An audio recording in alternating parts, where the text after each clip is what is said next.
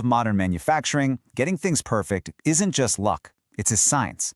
So today, we're going to pull back the curtain on the secret to that science, a really powerful system called Statistical Process Control, or SPC for short. It's basically how the best companies in the world manage to conquer chaos.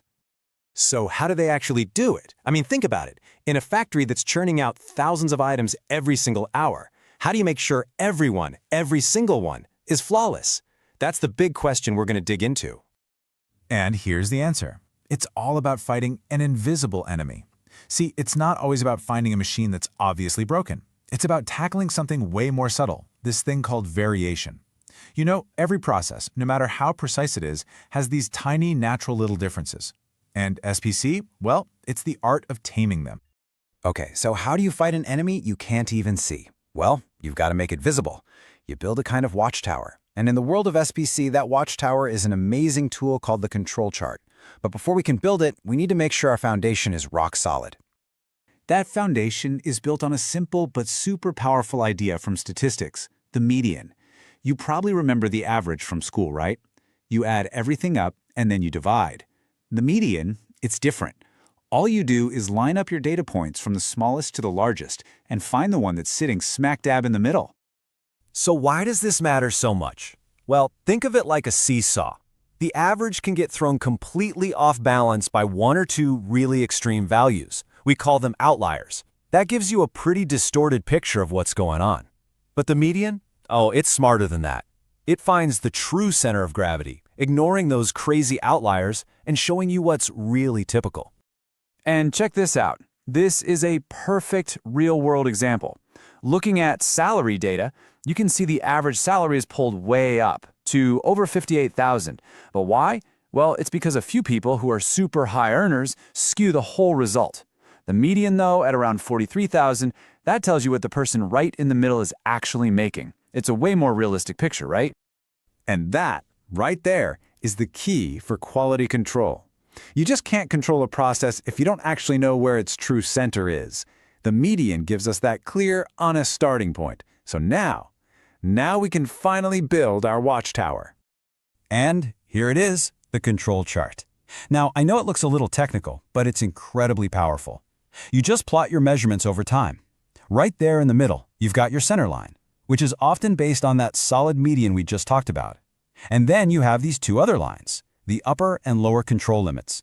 Now, these aren't quality specs from a customer. Nope. They are the natural voice of your process, showing you the expected normal range of variation. So, building the chart is the first step, but the real power, that comes from knowing how to read it. It's almost like learning a new language, the language of your manufacturing process. The goal isn't just to stare at data, it's to understand what it's telling you, and most importantly, what to do about it.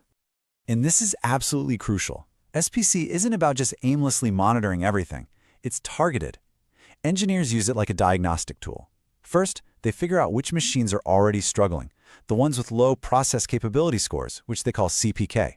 You can think of CPK as a report card for how well a machine can hit its quality targets. The ones with a D or an F, yeah, those are the ones that get put under the microscope with a control chart. Okay, so imagine you're the engineer. You're watching the chart for your problem machine, and then all of a sudden, bam, a data point lands outside the control limits. An alarm bell starts ringing. So what do you do next? Well, you follow a clear, logical path. First, you analyze the pattern. Is it just one or two weird points? If it is, it might just be a fluke, a measurement error, maybe a bad piece of material. You might take those points out and recalculate everything to see if the process is still stable. But if you see lots of points falling outside the limits, that is not a fluke. That's path B. It's a sign of a real systemic problem. The process is officially out of control, and it's time to step in, find the root cause of the problem, and get that machine back on track. So we see the basic process. You monitor, you analyze, and you act. But this whole thing isn't just about fixing problems as they pop up. This entire system is designed to achieve three really specific long-term goals that can literally transform the entire manufacturing process. First up, control abnormalities. You catch those outliers early before they turn into a whole truckload of bad products.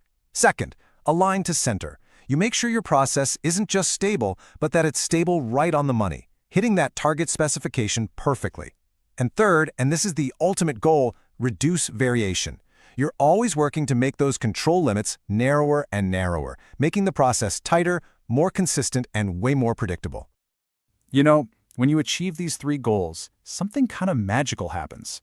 Your factory stops being this place of constant surprises and firefighting.